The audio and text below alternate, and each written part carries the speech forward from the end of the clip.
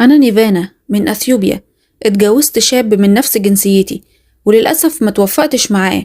عايشني أسوأ سنة في حياتي، وكان حد غير سوي وعديم المسؤولية. وبعد سنة سابني وهرب، وبعد كده بأيام عرفت إني حامل منه. حسيت بشعور مخلوط بالفرحة والخوف، الفرحة بابني والخوف من المسؤولية اللي هشوفها بعد كده، وخصوصا إني من أسرة فقيرة جدا وكل واحد شايل نفسه بالعافية. فمين بس اللي هيهتم بيا أثناء الحمل وبيا أنا وابني بعد الولادة؟ ففي يوم واحدة جارتنا اقترحت عليا إن أسافر واشتغل مساعدة منزل في أي دولة، وأغرتني بالمقابل المادي للوظيفة دي، فقررت إن أعمل كده فعلا.